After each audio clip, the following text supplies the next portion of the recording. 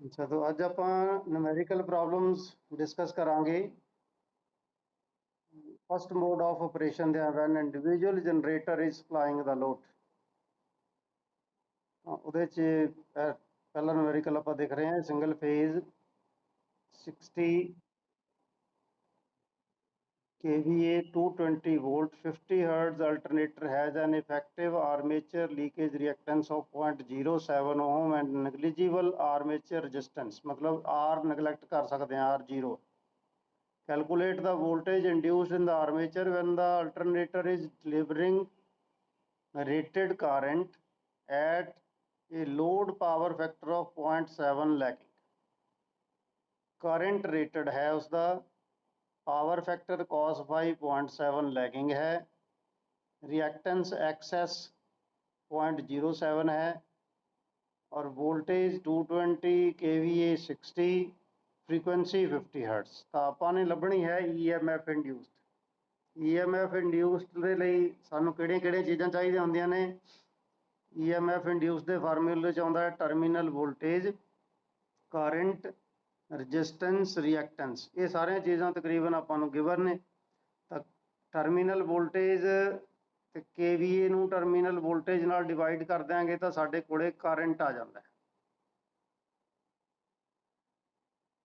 60 साडा सी KVA, 60 KVA दे volt ampere बनाउण लई असीं इहनूं मल्टीप्लाई कर दिता 10 पावर 3 दे नाल, 1000 दे नाल ये वोल्ट एम्पीयर बन गए ते 220 वोल्ट नाल इहनूं डिवाइड करता तो बाकी करंट रह गया। Is it okay? तो फुल लोड करंट आप कैलकुलेट कर लिया 60 इंटू 1000 ओवर 220 KVA दे वोल्ट एम्पीयर बना ले तो वोल्ट नाल डिवाइड कर लिया, बाकी एम्पीयर रह गए, करंट रह गया।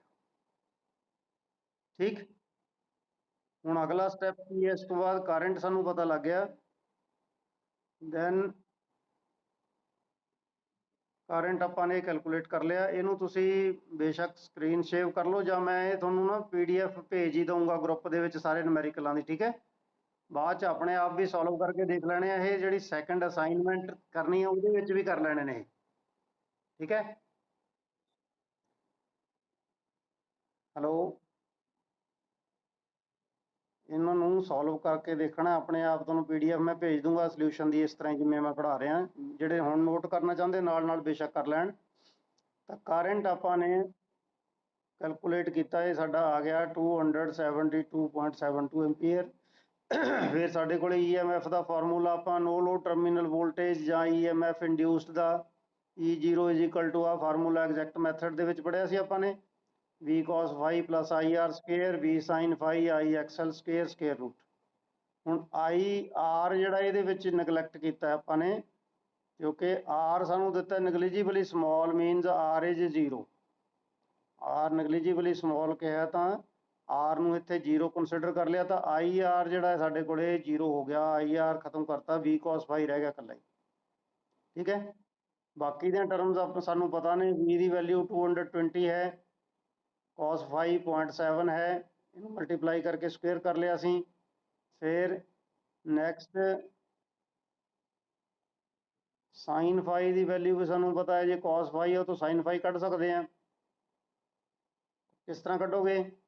0.7 का cos इनवर्स लैना, पहला 0.7 का cos इनवर्स लवांगे, फिर उसका साइन लवांगे, तो फिर आ वैल्यू आ जाएगी 0.7141। 220 नाल भी साइन फाई मल्टीप्लाई करता। आई सानू पता है 272.72 है, और XL लिखे है इतने, थोड़ा जहा नोट कर लो, XS है। XS इज 0.07 मल्टीप्लाई करके स्क्वेयर करांगे, स्क्वेयर रूट करांगे, साढ़े को आंसर आ गया 234 वोल्ट। Is it okay? तो तकरीबन ਜਿਹੜੇ न्यूमेरिकल अज आप सारे डिस्कस करांगे उन्होंने EMF कैलकुलेट करना ही है। EMF इंड्यूस्ड कैलकुलेट करांगे ये सारे न्यूमेरिकलों के विच। नैक्सट आप न्यूमेरिकल देखते हैं second, single phase 100 kVA 600 volt 50 hertz. Same data है, सिर्फ नंबर चेंज किए। KVA 60 की जगह पे 100 हो गया, वोल्टेज 220 की जगह पे 600 होगी, फ्रीक्वेंसी 50 हर्ट्ज ही है। Effective armature resistance and leakage reactance दोनों देते हुण आर की वैल्यू इत्थे 0 नहीं है, हुण साडे कोले R 0.072 है और XS जिहड़ा है लीकेज रिएक्टेंस या सिंक्रोनस रिएक्टेंस 0.18 दिता होया है। Rated terminal voltage and KVA load ਉਹੀ ਚੱਕਰ ਹੈ, सेम करंट ਆਪਾਂ रेटेड KVA ਤੇ ਕੱਢਣਾ है। डिटरमिन इंटरनल इंड्यूस्ड EMF ई कैलकुलेट करना है, पर पावर फैक्टर डिफरेंट दिते ने। पहला पावर फैक्टर है साडा यूनिटी, फिर 0.75 लैगिंग, फिर 0.75 लीडिंग। तो तीनों पावर फैक्टर से EMF की इंड्यूस्ड की वैल्यू अलग अलग आएगी, हालांकि करंट सेम रहेगा, रजिस्टेंस ते रिएक्टेंस भी सेम रहेगा। तो उस तरीके के आप करंट कैलकुलेट कर लिया, KVA नूं 10 पावर 3000 ਨਾਲ मल्टीप्लाई करके वोल्टेज ਨਾਲ डिवाइड करके साडा करंट आ गया। ठीक है, कोई दिक्कत नहीं। ਹੁਣ पहला केस जो पावर फैक्टर यूनिटी है, मतलब cos फाई 1 है, तो cos फाई जे 1 हो sin फाई कितना होंदा है 0। ठीक है, ये याद रखना आप, sin फाई साडा आ गया 0। EMF इंड्यूस्ड फिर वही फार्मूला आप पुट किया, V की वैल्यू cos फाई की IXL IR दी IR फिर IXL दी स्क्वेयर करांगे sin phi, V sin phi की आनी नहीं क्योंकि 0 करता इत्थे आपां ने। तो इनू आप कैलकुलेट करांगे, साडे कोले आंसर आ गया 612.73 वोल्ट। Is it okay. हुण आपां ने देखना केस जदों पावर फैक्टर साडा 0.75 लैगिंग है, दूजा केस ਜਦੋਂ पावर फैक्टर कितना 0.75 लैगिंग, ਇਹਦਾ sin फाई कितना आएगा, की लेना असी cos इनवर्स 0.75 करके ਉਹਦਾ साइन देखांगे, ये वैल्यू आ जाएगी 0.6614। तो फिर हुण पहला करंट की वैल्यू उही है, बाकी सारा कुछ उही है, तो इत्थे आपां वैल्यूज सबसटीट्यूट कर देंगे, V cos phi plus IR V sin phi, इत्थे साइन प्लस है माइनस नहीं है, ध्यान दिओ ये गलत लिखा होया इत्थे, आ साइन जिहड़ा ये प्लस आना है आ वाला। ठीक है, हाँ प्लस साइन आना, क्योंकि लैगिंग पावर फैक्टर है ना, तो लैगिंग पावर फैक्टर की आप पॉजिटिव साइन लेने, लीडिंग लिए इत्थे नैगेटिव आओ।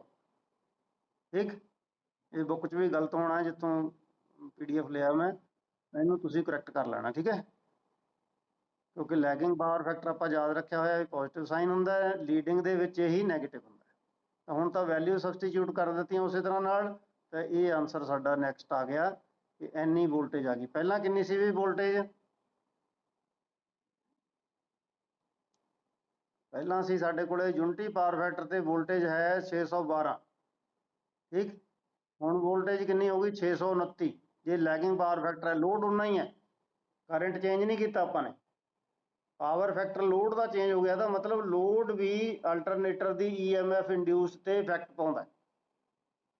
आपने पढ़ा सी ना आर्मेचर रिएक्शन होंदा, आर्मेचर रिएक्शन करके किते किसी केस वोल्टेज घट होगी, किसी च बढ़ेगी। राइट, तो पहला सी 612, हुण साडे कोल होगी 629 वोल्ट होगी। हुण नैक्सट आपां देखदे हां जदों पावर फैक्टर लीडिंग है, फिर की वोल्टेज आती है लीडिंग पावर फैक्टर।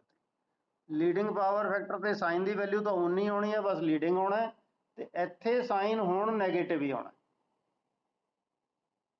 ठीक है, ये साइन हुण पॉजिटिव नहीं होना, हुण इत्थे साइन नैगेटिव ही आएगा, इत्थे सही है नैगेटिव, क्योंकि लीडिंग च साइन आपां नैगेटिव लैना, फार्मूले च बस सीखिया सी। हुण फिर वैल्यू सबसटीट्यूट करांगे, ये साइन सिर्फ नैगेटिव करना, बाकी वैल्यूज भी उही ने, लैगिंग पावर फैक्टर वाले सेम सारिया वैल्यूज ने, cos phi sin phi IR XL सारे सेम ने। तो आ साइन नूं नैगेटिव करके जो आप रिजल्ट कढ़ांगे, तो फिर साडे कोले वोल्टेज आ गई 590 वोल्ट। राइट, ਇਹਦਾ मतलब है ਜਿਹੜਾ EMF इंड्यूस्ड है वो कला अपने ਕੋਲੇ ਜਿਹੜਾ अल्टरनेटर ਦੇ ਵਿੱਚ फील्ड ਜਾਂ ਉਹਦੀ स्पीड ਤੇ ਹੀ डिपेंड नहीं करता, कला ਇਹ न्यूमेरिकल तो ये गल समझनी है, वो लोड ਦੇ पावर फैक्टर ਤੇ भी डिपेंड करता। ठीक है, लोड ਤੇ भी डिपेंड करेगा, लोड ਦੇ पावर फैक्टर ਤੇ भी डिपेंड करेगा। Is it okay. तो तीनों वैल्यूज आप देख रहे हैं डिफरेंट डिफरेंट आ रही ने। आ साडे कोले हैगी है लीडिंग पावर फैक्टर की 590 वोल्ट, लैगिंग की 629 वोल्ट EMF, और ਰਜਿਸਟਿਵ ਲੋਡ ਦੀ 612 ਵੋਲਟ। ਠੀਕ ਹੈ। ਦੂਜੇ ਲਫ਼ਜ਼ਾਂ ਦੇ ਵਿੱਚ ਹੁਣ ਇਹਨੂੰ ਇੱਕ ਹੋਰ ਤਰੀਕੇ ਨਾਲ ਹੋਰ ਐਂਗਲ ਤੋਂ ਸਮਝੋ। ਟਰਮੀਨਲ ਵੋਲਟੇਜ ਕਿੰਨੀ ਹੈ ਆਪਣੀ 600। ਠੀਕ ਹੈ। ਹੈਲੋ, ਟਰਮੀਨਲ ਵੋਲਟੇਜ 600 ਹੈ ਤਿੰਨੋਂ ਹੀ ਕੇਸਾਂ 'ਚ, ਪਰ ਰਜਿਸਟਿਵ ਲੋਡ 'ਚ 612 ਵੋਲਟ EMF ਨਾਲ 600 ਵੋਲਟ ਆ ਰਹੀ ਹੈ ਬਾਹਰ। ਠੀਕ। ਤੇ ਇੰਡਕਟਿਵ ਲੋਡ ਦੇ ਵਿੱਚ 629 ਵੋਲਟ ਦੇ ਨਾਲ ਬਾਹਰ ਆ ਰਹੀ ਹੈ 600 ਵੋਲਟ। ਜ਼ਿਆਦਾ ਵੋਲਟੇਜ ਇੰਡਿਊਸ ਕਰਨੀ ਪੈਗੀ ਸਾਨੂੰ ਤਾਂ ਉਹ ਤੇ ਰੇਟਡ 600 ਆਏਗੀ। ਸਮਝੇ ਨਾ। ਇਸੇ ਤਰ੍ਹਾਂ ਜਿਹੜਾ ਕਪੈਸਿਟਿਵ ਲੋਡ ਆ ਉਹ 'ਚ 590 ਵੋਲਟ EMF ਹੈ ਸਾਡਾ, ਪਰ ਵੋਲਟੇਜ ਟਰਮੀਨਲ ਕਿੰਨੀ ਆ ਰਹੀ ਹੈ 600। ਮਤਲਬ EMF ਇੰਡਿਊਸਡ ਘੱਟ ਤੇ ਟਰਮੀਨਲ ਵੋਲਟੇਜ ਵੱਧ ਆ ਜਾਏਗੀ ਜੇ ਲੋਡ ਕਪੈਸਿਟਿਵ ਹੈ। EMF ਇੰਡਿਊਸਡ 590 ਵੋਲਟ ਹੈ ਔਰ ਟਰਮੀਨਲ ਵੋਲਟੇਜ ਕਿੰਨੀ ਦੇ ਰਿਹਾ ਅਲਟਰਨੇਟਰ 600 ਵੋਲਟ। ਮਤਲਬ ਅੰਦਰ ਦੀ ਵੋਲਟੇਜ ਨਾਲੋਂ ਵੋਲਟੇਜ ਵੱਧ ਵੀ ਸਕਦੀ ਹੈ। DC ਦੇ ਵਿੱਚ ਨਹੀਂ ਇਦਾਂ ਹੁੰਦਾ, AC 'ਚ ਹੋ ਸਕਦਾ ਹੁੰਦਾ ਹੈ। ਕਪੈਸਿਟਿਵ ਲੋਡ ਨਾਲ ਵੋਲਟੇਜ ਜਿਹੜੀ ਹੈ ਉਹ EMF ਨਾਲੋਂ ਜ਼ਿਆਦਾ ਵੀ ਹੋ ਸਕਦੀ ਹੈ ਜੇ ਪਾਵਰ ਫੈਕਟਰ ਲੀਡਿੰਗ ਹੈ। Is it okay. ਹੁਣ ਆਪਾਂ ਇਹਦਾ ਨੈਕਸਟ ਨੂਮੈਰੀਕਲ ਦੇਖਦੇ ਹਾਂ। ਥੋੜੀ ਥੋੜੀ ਵੇਰੀਏਸ਼ਨ ਨਾਲ ਹੋਣਗੇ ਸਾਰਿਆਂ 'ਚ, ਬਾਕੀ ਕੈਲਕੂਲੇਸ਼ਨ ਵਰਕ ਸੇਮ ਹੀ ਹੈ ਸਾਰਾ। ਥਰਡ ਨੂਮੈਰੀਕਲ ਦੇ ਵਿੱਚ ਅਲਟਰਨੇਟਰ 3 ਫੇਜ਼ ਦੇਤਾ। ਹੁਣ ਤੱਕ ਆਪਾਂ ਸਿੰਗਲ ਫੇਜ਼ ਕੀਤੇ ਸੀ। 3 ਫੇਜ਼ ਸਟਾਰ ਕਨੈਕਟਡ ਅਲਟਰਨੇਟਰ ਦੇ ਵਿੱਚ resistance 0.1 Om when excited to 173.3 volt line voltage and short circuit the alternator gave 200 ampere, right? What should be the EMF in line terms? The alternator must be excited to maintain a terminal potential difference of 400 volt with 100 ampere armature current at 0.8 power factor lacking. ਇਹਦਾ ਮਤਲਬ ਕੱਢਣੀ ਤਾਂ ਆਪਾਂ ਇਹਦੇ ਵਿੱਚ ਵੀ EMF induced ਹੀ ਹੈ, ਪਰ ਹੁਣ ਸਾਨੂੰ ਇੱਥੇ R ਤੇ Z ਦੀ ਵੈਲਿਊ ਨਹੀਂ ਦਿੱਤੀ ਹੋਈ, R ਤੇ X ਦੀ। R ਦਾ ਦਿੱਤਾ 0.1 ਓਮ, X ਦੀ ਵੈਲਿਊ ਨਹੀਂ ਦਿੱਤੀ ਹੋਈ। X ਦੀ ਵੈਲਿਊ ਆਪਾਂ ਕਿੱਦਾਂ ਕੱਢਾਂਗੇ? ਜਿਵੇਂ ਆਪਾਂ ਇੱਕ ਟੈਸਟਿੰਗ ਕਰਕੇ ਕੀਤਾ ਸੀ ਨਾ ਓਪਨ ਸਰਕਟ ਤੇ ਸ਼ਾਰਟ ਸਰਕਟ ਟੈਸਟ ਤੋਂ, ਉਹਦੀਆਂ ਵੈਲਿਊਜ਼ ਦੇਤੀਆਂ। ਸ਼ਾਰਟ ਸਰਕਟ ਕਰੰਟ ਸਾਡਾ ਹੈਗਾ 200 ਐਂਪੀਅਰ, ਉਨੇ ਹੀ ਵੋਲਟ ਉਨੇ ਹੀ ਲੋ ਫੀਲਡ ਕਰੰਟ ਦੇ ਨਾਲ, ਸੇਮ ਫੀਲਡ ਕਰੰਟ ਦੇ ਨਾਲ ਵੋਲਟੇਜ ਆਉਂਦੀ ਹੈ ਸਾਡੀ 173 ਵੋਲਟ। Is it okay. ਆ ਜਿਹੜੀ ਪਹਿਲੀ ਕੰਡੀਸ਼ਨ ਦਿੱਤੀ ਹੈ ਵੈਨ ਐਕਸਾਈਟਿਡ ਟੂ 173.3 ਵੋਲਟ, ਵੀ ਜਦੋਂ ਫੀਲਡ ਕਰੰਟ ਇੰਨਾ ਦਿੱਤਾ ਹੈ ਕਿ ਵੋਲਟੇਜ ਜਿਹੜੀ 173.3 ਵੋਲਟ ਹੈ ਲਾਈਨ ਵੈਲਿਊ, ਤਾਂ ਉਸ ਟਰਮੀਨਲ ਉਸ ਵੇਲੇ ਜੇ ਆਪਾਂ ਸ਼ਾਰਟ ਸਰਕਟ ਕਰਦੀ ਅਲਟਰਨੇਟਰ ਤੋਂ ਕਰੰਟ ਆਉਂਦਾ 200 ਐਂਪੀਅਰ। ਠੀਕ। ਇਹਨੂੰ ਸਮਝਣ ਲਈ ਆਹ ਡਾਇਗਰਾਮ ਇੱਕ ਵਾਰੀ ਫੇਰ ਦੇਖ ਲਓ। ਇੱਥੇ ਸੀ ਆਪਣੇ ਕੋਲੇ ਦੋ ਗ੍ਰਾਫ ਬਣੇ ਇੱਦਾਂ ਦੇ ਨਾ, ਆਹ ਸੀ EMF ਦਾ ਤੇ ਨੀਚੇ ਵਾਲਾ ਸੀ ਸ਼ਾਰਟ ਸਰਕਟ ਕਰੰਟ ਦਾ। ਇੱਥੇ ਕੋਈ ਫੀਲਡ ਕਰੰਟ ਤੇ ਕਹਿੰਦਾ ਵੀ EMF ਇੰਡਿਊਸਡ ਹੈਗੀ ਹੈ ਇੱਥੇ 173 ਪੁਆਇੰਟ ਸਮਥਿੰਗ ਜਿਹੜੀ ਵੀ ਹੈ, ਤੇ ਆਹ ਜਿਹੜਾ ਕਰੰਟ ਹੈ ਇਹਦੇ ਸਾਹਮਣੇ ਇਹ ਹੈਗਾ 200 ਐਂਪੀਅਰ। ਠੀਕ ਹੈ, ਯਾਦ ਆ ਗਿਆ ਇਹ ਗ੍ਰਾਫ ਕੀਤਾ ਸੀ ਆਪਾਂ ਨੇ। ਇਹ ਤੋਂ ਆਪਾਂ Z ਕੱਢ ਸਕਦੇ ਹਾਂ। ਇਸ ਵੋਲਟੇਜ ਨੂੰ ਜੇ ਅਸੀਂ ਇਹ ਕਰੰਟ ਤੇ ਡਿਵਾਈਡ ਕਰ ਦਈਏ ਤਾਂ ਸਾਡੇ ਕੋਲ Z ਆ ਜਾਏਗਾ। ਬਸ ਇਹਦਾ ਪਰਪਸ ਇਹੀ ਹੈ। ਇਹਨਾਂ ਵੈਲਿਊਜ਼ ਤੋਂ ਆਪਾਂ ਕੀ ਕੈਲਕੂਲੇਟ ਕਰ ਲੈਣਾ ਹੈ? ਇੰਪੀਡੈਂਸ Z। ਓਕੇ, ਇਹ ਆਪਾਂ ਨੇ ਯਾਦ ਰੱਖਣਾ। ਪਰ ਇੱਥੇ ਆਪਾਂ ਨੇ ਵੋਲਟੇਜ ਆ ਨਹੀਂ ਯੂਜ਼ ਕਰਨੀ 400 ਵੋਲਟ ਵਾਲੀ, ਆ ਜਿਹੜੀ 400 ਵੋਲਟ ਵਾਲੀ ਵੋਲਟੇਜ ਦਿੱਤੀ ਹੋਈ ਹੈ ਨਾ ਲਾਈਨ ਵੋਲਟੇਜ, ਇਹ ਨਹੀਂ ਯੂਜ਼ ਕਰਨੀ। ਕਿਹੜੀ ਵੋਲਟੇਜ ਯੂਜ਼ ਕਰਨੀ ਹੈ ਕਿ ਜਦੋਂ ਅਸੀਂ ਐਕਸਾਈਟ ਕੀਤਾ 173 ਵੋਲਟ ਤੇ ਤਾਂ ਸ਼ਾਰਟ ਸਰਕਟ ਕਰੰਟ 200 ਐਂਪੀਅਰ ਦਿੱਤਾ ਹੈ, ਇਹ ਵੈਲਿਊ ਯੂਜ਼ ਕਰਨੀ ਹੈ। ਔਰ ਇਹ ਹੈਗੀ ਲਾਈਨ ਵੈਲਿਊ, ਆਪਾਂ ਨੇ ਯੂਜ਼ ਕਰਨੀ ਹੁੰਦੀ ਹੈ ਫੇਸ ਵੈਲਿਊ। ਤਾਂ ਲਾਈਨ ਵੈਲਿਊ ਨੂੰ √3 ਨਾਲ ਡਿਵਾਈਡ ਕਰਕੇ ਆਪਣੇ ਕੋਲੇ ਫੇਸ ਵੋਲਟੇਜ 100 ਵੋਲਟ ਹੀ ਆ ਗਈ। ਠੀਕ। ਇਸ ਵੋਲਟੇਜ ਨੂੰ ਅਸੀਂ ਸ਼ਾਰਟ ਸਰਕਟ ਕਰੰਟ ਨਾਲ ਡਿਵਾਈਡ ਕਰਤਾ ਤਾਂ ਸਾਡਾ ਇਹ Z ਆ ਗਿਆ 0.5 ZS, ਸਿੰਕਰੋਨਸ ਇੰਪੀਡੈਂਸ। ਇਹਦੇ ਵਿੱਚੋਂ ਫਾਰਮੂਲਾ ਲਗਾਵਾਂਗੇ ZS square minus R square square root, reactance ਆ ਗਿਆ 0.4899। ਹੁਣ ਇੱਥੇ ਧਿਆਨ ਨਾਲ ਦੇਖੋ, ਰਿਐਕਟੈਂਸ ਦੀ ਵੈਲਿਊ ਹੈ 0.4899, ਇੰਪੀਡੈਂਸ ਦੀ ਹੈ 0.5, ਬਿਲਕੁਲ ਨੇੜੇ ਨੇੜੇ ਨੇ। ਰੈਜ਼ਿਸਟੈਂਸ ਕੀ ਹੈ, ਨੈਗਲੀਜੀਬਲੀ ਸਮॉल, ਰਾਈਟ।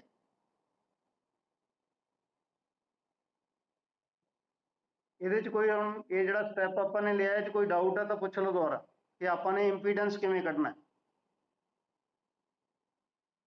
ਠੀਕ ਹੈ ਨਾ, ਇੰਪੀਡੈਂਸ ਲਈ ਸਾਨੂੰ ਇੰਪੀਡੈਂਸ ਲਈ ਸਾਨੂੰ ਦੋ ਵੈਲਿਊ ਚਾਹੀਦੇ ਆ ਕਿ ਸੇਮ ਫੀਲਡ ਕਰੰਟ ਦੇ ਨਾਲ, ਐਕਸਾਈਟਡ ਲਿਖਿਆ ਨਾ ਵੈਨ ਐਕਸਾਈਟਡ ਟੂ, ਇਹਦਾ ਮਤਲਬ ਸੇਮ ਫੀਲਡ ਕਰੰਟ ਦੇ ਨਾਲ ਇੰਨੀ ਵੋਲਟੇਜ ਆਉਂਦੀ ਹੈ ਤੇ ਇੰਨਾ ਕਰੰਟ ਆਉਂਦਾ। ਇਹਨਾਂ ਦੋਨਾਂ ਨੂੰ ਆਪਸ ਵਿੱਚ ਡਿਵਾਈਡ ਕਰਾਂਗੇ ਤਾਂ ਸਾਡੇ ਕੋਲੇ ZS ਆ ਜਾਏ। ਔਰ ਇਹਦੀ ਵੈਲਿਊ ਲੈਣੀ ਆਪਾਂ ਫੇਸ ਵਾਲੀ, ਲਾਈਨ ਵੈਲਿਊ ਨਹੀਂ ਲੈਣੀ। ਲਾਈਨ ਵੈਲਿਊ ਦਿੱਤੀ ਹੈ 173.3 ਵੋਲਟ ਲਾਈਨ ਵੋਲਟੇਜ ਲਿਖਿਆ, ਇਹਨੂੰ √3 ਨਾਲ ਡਿਵਾਈਡ ਕਰਕੇ ਫੇਸ ਵੈਲਿਊ ਕੱਢ ਲੈਣੀ। ਇਹ ਫੇਸ ਵੈਲਿਊ ਨੂੰ E ਨੂੰ ISA ਨਾਲ ਡਿਵਾਈਡ ਕਰਤਾ, ਸਾਡੇ ਕੋਲੇ 0.5 ਆ ਗਿਆ। ਆਹ ਫਾਰਮੂਲਾ ਤੁਹਾਨੂੰ ਪਤਾ ਐਕਸ ਕੱਢਣ ਦਾ ਪਹਿਲਾਂ ਹੀ ਆਪਾਂ ਯੂਜ਼ ਕਰਦੇ ਹਾਂ, ਇਹ ਚੋਂ ਐਕਸ ਫਾਈਂਡ ਆਊਟ ਕਰ ਲਿਆ। ਹੁਣ ਕੁਐਸਚਨ ਇਹ ਪਿਛਲੇ ਕੁਐਸਚਨ ਵਰਗਾ ਹੀ ਬਣ ਗਿਆ ਜਮਾ, ਹੁਣ ਇਹ 'ਚ ਕੋਈ ਫਰਕ ਨਹੀਂ ਹੈ। ਹੁਣ ਸਾਡੇ ਕੋਲੇ R ਹੈ, X ਹੈ, I ਆਪਾਂ ਕਰੰਟ ਜਿਹੜਾ ਉਹ ਵੀ ਦਿੱਤਾ ਹੋਇਆ 100 ਐਂਪੀਅਰ ਤੇ ਕਰੰਟ ਦਿੱਤਾ ਸਿੱਧਾ ਹੀ I, ਤੇ ਵੋਲਟੇਜ V 400 ਵੋਲਟ ਹੈ। ਹੁਣ ਜਿਹੜਾ ਇਹ ਫਾਰਮੂਲਾ EMF ਵਾਲਾ ਆਪਾਂ ਨੇ ਕਰਨਾ, ਪਰ ਇਹ ਯਾਦ ਰੱਖਣਾ ਇਹਦੇ ਵਿੱਚ ਅਸੀਂ ਉਹ 200 ਐਂਪੀਅਰ ਤੇ 173 ਵੋਲਟ ਵਾਲੇ ਨਹੀਂ ਯੂਜ਼ ਕਰਨੇ। ਬਸ ਇਹ ਖਿਆਲ ਕਰਨਾ ਵੀ ਕਿਹੜਾ ਕਰੰਟ ਤੇ ਕਿਹੜੀ ਵੋਲਟੇਜ ਕਿਸ ਫਾਰਮੂਲੇ ਯੂਜ਼ ਕਰਨੇ।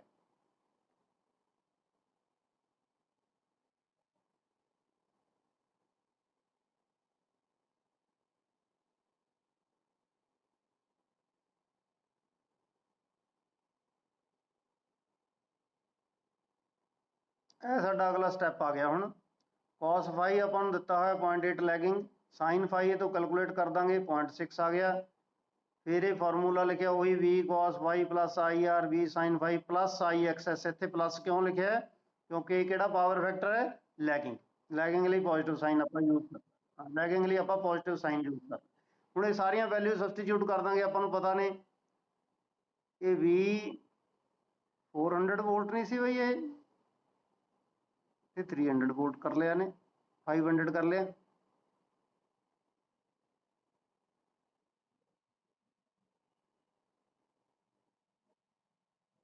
ਇੱਕ ਮਿੰਟ ਹਾਂ ਹੋਲਡ ਕਰੋ।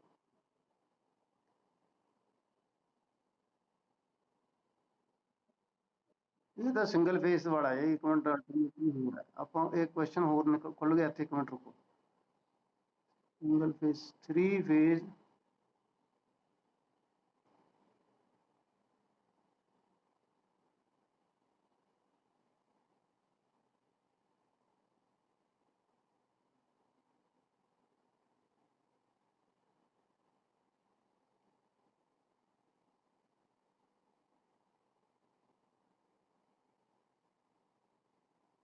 ਕਿੰਨਾ ਨੰਬਰ ਕਰ ਰਹੇ ਸੀ ਆਪਾਂ ਕੁਐਸਚਨ?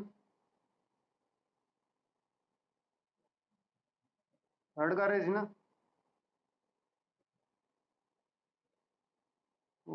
ਥਰਡ।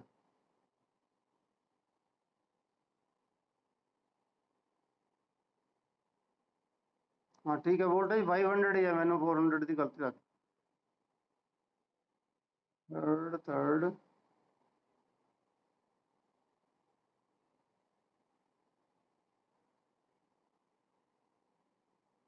क्वेश्चन कर रहे थे आप ना, आई थी ना अपना 0.4899 किया सी, फिर उस तो बाद आ गया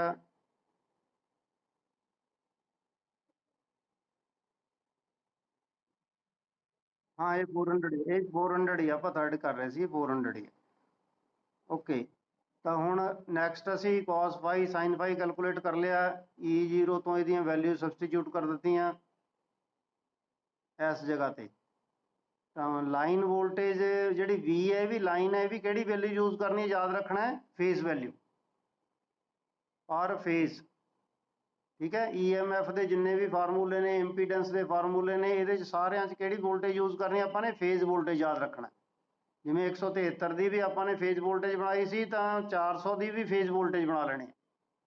231 आ गया √3 से डिवाइड करके। cos φ sin φ 0.8 0.6 हो गए। हुण इन्हां वैल्यूज़ नूं इत्थे सबसटीट्यूट करना है, याद रखना इत्थे जिहड़ी आ V cos φ वाला फार्मूला ना, ये V फेस वोल्टेज है, नोट कर लेना किते। ये सारियां वैल्यूज़ किहड़ियां ने? फेस दियां। EMF इंड्यूस्ड भी फेस दा है, लिखा ना नो लोड टर्मिनल वोल्टेज पर फेस। ठीक है, समझ लगती गल दी। ਇਹਨਾਂ ਨਿਊਮੈਰੀਕਲਸ ਦੇ ਵਿੱਚ ਲਾਈਨ ਵੈਲਿਊ ਆਪਾਂ ਕਿਤੇ ਵੀ ਨਹੀਂ ਯੂਜ਼ ਕਰਨੀ, ਆਪਾਂ ਨੇ ਹਮੇਸ਼ਾ ਫਾਰਮੂਲੇ ਦੇ ਵਿੱਚ ਇੱਥੇ ਆਪਾਂ ਫਾਰਮੂਲੇ 'ਚ ਲਾਈਨ ਵੈਲਿਊ ਨਹੀਂ ਫਿਲ ਕਰ ਸਕਦੇ। ਕਿਹੜੀ ਵੈਲਿਊ ਫਿਲ ਕਰਨੀ ਹੈ? Face value. ਯਾਦ ਰਹਿ ਜਾਏਗਾ। ਹਾਂ, ਇੱਥੇ V ਮੀਨਸ ਫੇਸ ਵੈਲਿਊ ਹੈ। ਸਿੰਗਲ ਫੇਸ ਦੇ ਵਿੱਚ ਤਾਂ ਕੋਈ ਦਿੱਕਤ ਨਹੀਂ, ਫੇਸ ਇੱਕੋ ਹੀ ਹੁੰਦਾ ਹੈ। ਤਾਂ 3 ਫੇਸ 'ਚ ਫਿਰ ਜੇ ਸਟਾਰ ਕਨੈਕਟਡ ਹੈ ਤਾਂ √3 ਨਾਲ ਡਿਵਾਈਡ ਕਰਕੇ ਵੋਲਟੇਜ ਕੱਢਣੀ। ਤਾਂ 231 ਲਾ ਲਿਆ ਆਪਾਂ ਨੇ, cos φ 0.8 ਹੈ, ਕਰੰਟ 100 ਹੈ, ਰਜਿਸਟੈਂਸ 0.1 ਓਮ ਦਿੱਤਾ ਹੋਇਆ ਦੇਖੋ ਇਹ ਵਾਲਾ। ਤੇ ਫਿਰ 231 ਫਿਰ ਆ ਗਿਆ V sin φ 0.6 ਨਾਲ ਮਲਟੀਪਲਾਈ ਕਰ ਦਿੱਤਾ, ਫਿਰ ਕਰੰਟ 100 ਤੇ IXS ਜਿਹੜਾ 0.4899 ਆਪਾਂ ਕੱਢਿਆ ਸੀ, ਇਹਨੂੰ ਆਪਾਂ ਸੋਲਵ ਕਰਾਂਗੇ ਆਪਣਾ 70.4 ਵੋਲਟ ਆ। ਇਹ ਕਿਹੜੀ ਵੋਲਟੇਜ ਹੈ? ਫੇਸ ਦੀ। ਆਪਾਂ ਨੇ ਕਿਹੜੀ ਕੱਢਣੀ ਹੈ? Line value. What should be the, ਦੇਖੋ ਕੁਐਸਚਨ ਪੜੋ, what should be the EMF in line terms.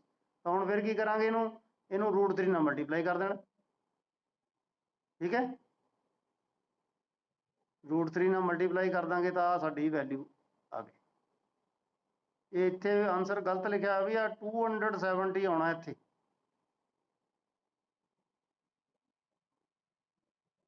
ਆ 70.4 ਲਿਖਿਆ ਨਾ, ਇੱਥੇ 270.4, ਇੱਥੇ 2 ਮਿਸਿੰਗ ਹੈ। ਠੀਕ ਹੈ, ਉਹ ਕਨਫਿਊਜ਼ਨ ਹੋਏਗਾ ਨਾ, ਨਹੀਂ ਤਾਂ ਤੁਹਾਨੂੰ ਇਹ 270.4 ਵੋਲਟ ਹੈ। 274 ਇਹਨੂੰ √3 ਨਾਲ ਮਲਟੀਪਲਾਈ ਕਰਾਂਗੇ, 468.4 ਵੋਲਟ ਸਾਡਾ ਆਨਸਰ ਆ। ਠੀਕ ਹੈ, ਹਾਂਜੀ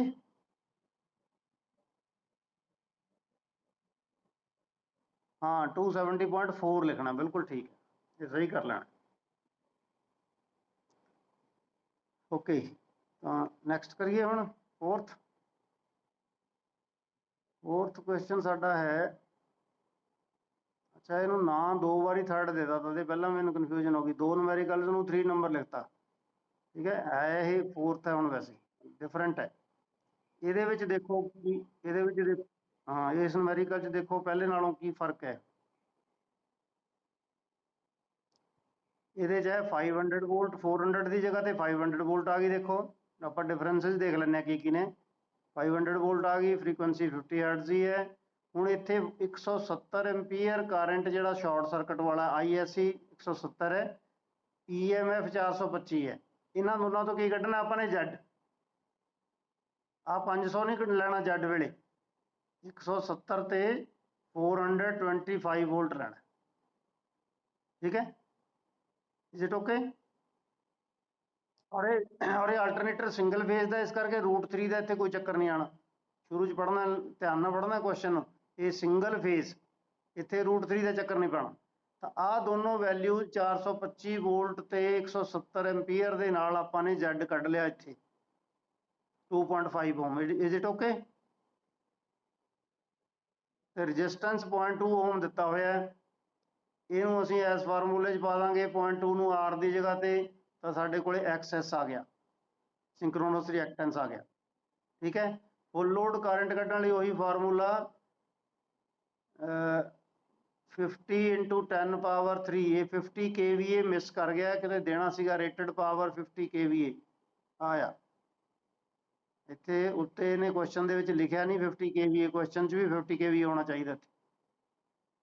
ਠੀਕ ਹੈ, ਕੁਐਸਚਨ 'ਚ 50 kVA ਮਿਸਿੰਗ ਹੈ, ਲਿਖ ਲੈਣਾ ਆਪਣੇ ਵੱਲੋਂ। 50 kVA ਦੇ ਨਾਲ ਕਰੰਟ ਕੱਢਿਆ, 50 × 1000 ਡਿਵਾਈਡ ਬਾਈ ਵੋਲਟੇਜ ਹੈ 500, 100 ਐਂਪੀਅਰ ਆ ਗਿਆ। ਹੁਣ ਇਸ ਤੋਂ ਬਾਅਦ ਦਾ ਕੁਐਸਚਨ ਕੀ ਹੈ? 0.8 ਪਾਵਰ ਫੈਕਟਰ ਲੈਗਿੰਗ ਤੇ ਆਪਾਂ EMF ਕੱਢਣਾ। cos φ 0.8, sin φ 0.6,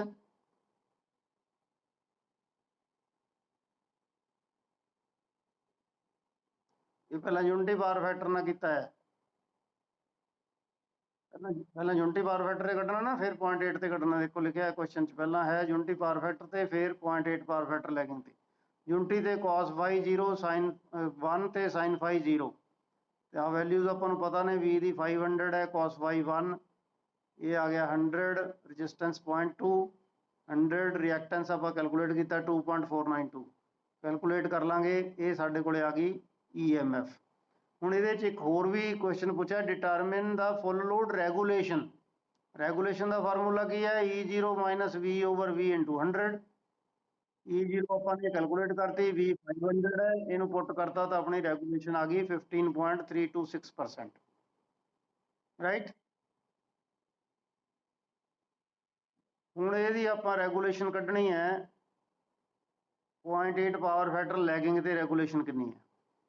ਉਹੀ ਤਰੀਕਾ ਹੈ cos φ ਦੀ ਜਗ੍ਹਾ ਤੇ 0.8, sin φ ਦੀ ਜਗ੍ਹਾ ਤੇ 0.6। ਬਾਕੀ ਸਾਰਾ ਕੁਐਸਚਨ ਉਹੀ ਰਹਿਣਾ। ਕੈਲਕੂਲੇਸ਼ਨ ਕਰ ਲਾਂਗੇ, ਇੰਨੀ ਵੋਲਟ ਆ ਗਈ, ਫਿਰ ਇਹਦੇ ਵਿੱਚੋਂ 500 ਮਾਈਨਸ ਕਰਕੇ ਡਿਵਾਈਡ ਬਾਈ 500 ਇੰਟੂ 100, ਇਹ ਸਾਡੇ ਕੋਲ ਰੈਗੂਲੇਸ਼ਨ ਆ ਗਈ 34.35%। ਰਾਈਟ। ਤਾਂ ਇਹ ਰੈਗੂਲੇਸ਼ਨ ਦੇਖੋ ਰਜਿਸਟਿਵ ਲੋਡ ਤੇ ਰੈਗੂਲੇਸ਼ਨ ਘੱਟ ਸੀ, ਇੱਥੇ ਜ਼ਿਆਦਾ ਆ ਗਈ, ਇਹਦਾ ਮਤਲਬ ਰੈਗੂਲੇਸ਼ਨ ਪੂਅਰ ਹੁੰਦੀ ਹੈ ਲੈਗਿੰਗ ਪਾਵਰ ਫੈਕਟਰ ਹੋਣ ਨਾਲ। ਹੁਣ ਤੀਜੀ ਰੈਗੂਲੇਸ਼ਨ ਨਾ ਤੁਸੀਂ ਆਪਣੇ ਆਪ ਕੈਲਕੂਲੇਟ ਕਰਨੀ ਹੈ। ਪਾਵਰ ਫੈਕਟਰ ਲੈਣਾ ਹੈ cos φ 0.8 ਲੀਡਿੰਗ, ਆ ਲੈਗਿੰਗ ਦੀ ਜਗ੍ਹਾ ਤੇ ਲੀਡਿੰਗ ਕਰ ਲੈਣਾ, ਨੋਟ ਕਰ ਲਓ। ਲੀਡਿੰਗ 'ਚ ਅਸੀਂ ਕੀ ਕਰਾਂਗੇ, ਸਿਰਫ ਇਸ ਜਗ੍ਹਾ ਤੇ ਸਾਈਨ ਨੈਗੇਟਿਵ ਕਰਨਾ, ਆ ਪੋਜ਼ਿਟਿਵ ਨੂੰ ਨੈਗੇਟਿਵ ਲੈ ਲੈਣਾ। ਇੱਥੇ ਕੈਲਕੂਲੇਸ਼ਨ 'ਚ ਆ ਵੀ ਨੈਗੇਟਿਵ ਆ ਜਾਏਗਾ, ਠੀਕ ਹੈ। ਤੇ ਇੱਥੇ ਰਿਜ਼ਲਟ ਸਾਡਾ ਡਿਫਰੈਂਟ ਆ ਜਾਏਗਾ, ਉਹ ਕੱਢ ਕੇ ਤੁਸੀਂ ਦੱਸਣਾ ਮੈਨੂੰ ਵੀ ਕਿੰਨੀ ਵੋਲਟੇਜ ਕਿੰਨੀ ਰੈਗੂਲੇਸ਼ਨ ਆਈ ਜੇ ਪਾਵਰ ਫੈਕਟਰ 0.8 ਲੀਡਿੰਗ ਹੈ। ਕਲੀਅਰ ਹੋ ਗਿਆ। ਇਹ ਕੈਲਕੂਲੇਸ਼ਨ ਕਰਕੇ ਉਹਦਾ ਆਨਸਰ ਜਿਹੜਾ ਉਹਦੇ ਵਿੱਚ ਪਾ ਦਿਓ ਗਰੁੱਪ 'ਚ, ਠੀਕ ਹੈ। ਇਹਦੀ ਕੈਲਕੂਲੇਸ਼ਨ ਪੂਰੀ ਲਿਖਣੀ ਆ, ਇੱਥੋਂ ਤੋਂ ਲੈ ਕੇ cos φ 0.8 sin φ ਆਹ, ਫਿਰ ਆ ਫਾਰਮੂਲਾ ਲਿਖਣਾ ਹੈ, ਇਸ ਜਗ੍ਹਾ ਤੇ ਮਾਈਨਸ ਸਾਈਨ ਲਾ ਕੇ ਫਿਰ ਵੈਲਿਊ ਸਬਸਟੀਚਿਊਟ ਕਰਕੇ ਆ ਸਾਰਾ ਰਿਜ਼ਲਟ ਕੱਢ ਕੇ ਤੁਸੀਂ ਸੈਂਡ ਕਰਨਾ ਬਾਅਦ 'ਚ, ਠੀਕ ਹੈ।